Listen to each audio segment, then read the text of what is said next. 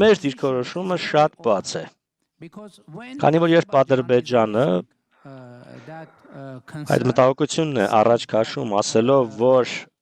Հայաստանի Հանրապետության սահմանադրության մեջ կան տարածքային պահանջներ Ադրբեջանին դեմ, չձանձրացնեմ ձեզ, բայց մենք կարող ենք ապացուցել, որ որևիցե տարածքային պահանջ մեր սահմանադրության մեջ չկա Ադրբեջանի նկատմամբ։ Եվ մենք կարող ենք ապացուցել դա դե յուրե եւ ապացուցել դա գործնականում ավելին, գիտեք, Հայաստանում էլ գիտեք կան որոշ մեկնաբանություններ եւ ընթերցումներ Ադրբեջանի սահմանադրության, որոնց համաձայն տարածքային պահանջներ կան Ադրբեջանի սահմանադրության մեջ Հայաստանի նկատմամբ, սակայն ինչու մենք չենք առաջ քաշում այդ հարցը, ինչու մենք առաջ չենք քաշում, չենք բարձրացնում այդ հարցը, որովհետև agreed upon text of establishment of peace խաղաղության եւ միջպետական հարաբերությունների հաստատման մասին համաձայնագրի տեքստում Հայաստանի եւ Ադրբեջանի միջեւ, որը նախաստորագրվել է Վաշինգտոնում, բոլոր այդ հարցերը անդրադարձված են։ Իմիջայլոց արդեն դա հրապարակված փաստաթուղթ է եւ բոլորը կարող են այն գտնել համացանցում եւ ընթերցել։ Առաջին իսկ հոդվածում այդ համաձայնագրի դրույթ կա, որի համաձայն Հայաստանը եւ Ադրբեջանը ճանաչում են միմյանց տարածքային ամբողջականությունը, հաշվի առնելով, որ խորհրդային ժամանակների վարչական սահմանները դարձել են պետական սահմաններ, դրա հիման վրա Հայաստանը եւ Ադրբեջանը որևէ տարածքային պահանջներ չունեն միմյանց նկատմամբ եւ պարտավորվում են այդպիսի պահանջներ չբարձրացնել, չներկայացնել ապագայում։ Մեկ դրույթ էլ կա այդ նախաստորագրված համաձայնագրում, որի համաձայն կողմերից ոչ մեկը իրավունք չունի իր ներպետական օրենսդրությունը մեջբերել, վկայակոչել, չկատարելու համար այս համաձայնագիրը եւ այլն։ Ավելին մեր սահմանադրության մեջ դրույթ կա, որի համաձայն վավերացված միջազգային փաստաթղթերը ավելի բարձր իրավաբանական ուժ ունեն, քան ներպետական օրենսդրությունը։ Ուստի ընդհանուր առմամբ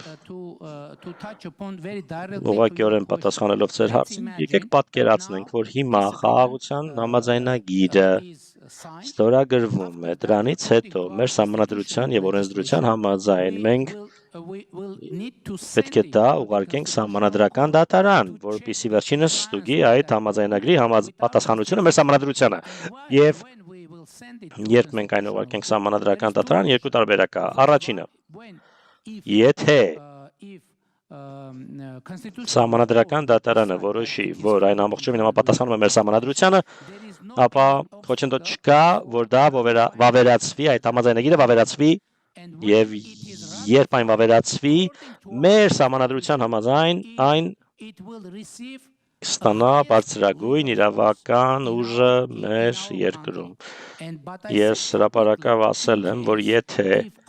մեր սահմանադրական դատարանը մնում է դատարան, եթե միգուցե որոշի, որ այն չի համապատասխանում մեր սահմանադրությանը, ես արդեն հրապարակավ ասել եմ, որ անձամբ ես կնախաձեռնեմ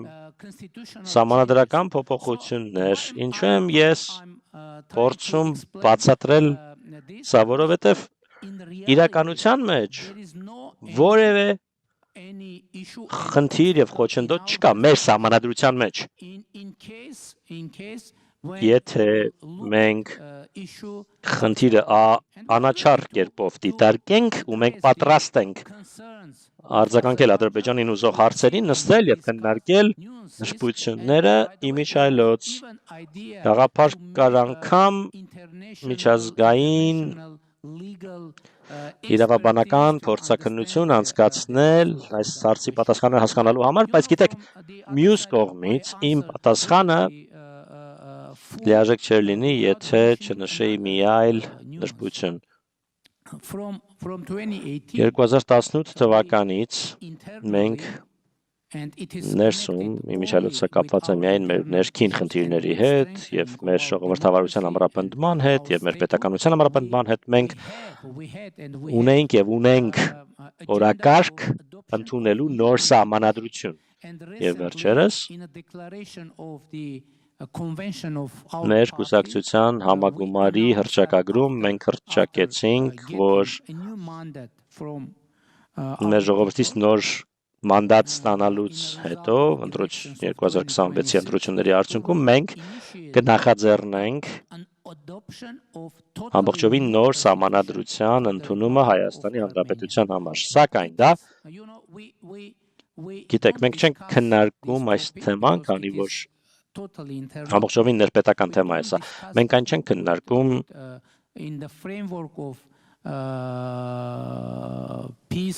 Ադրբեջանի հետ խաղաղության շրջանակում, քանի որ դա ամբողջովին մեր ներքին խնդիրն է եւ այո, ես համոզված եմ, որ մեր ժողովուրդը կքվեարկի նոր սահմանադրության օգտին, քանի որ դա վերաբերում է մեր ժողովրդավարության ամրապնդմանը, պետականության ամրապնդմանը, անկախության ամրապնդմանը եւ իհարկե այն հնարավոր է ունենա որոշ տարածաշրջանային ու միջազգային ազդեցություն եւս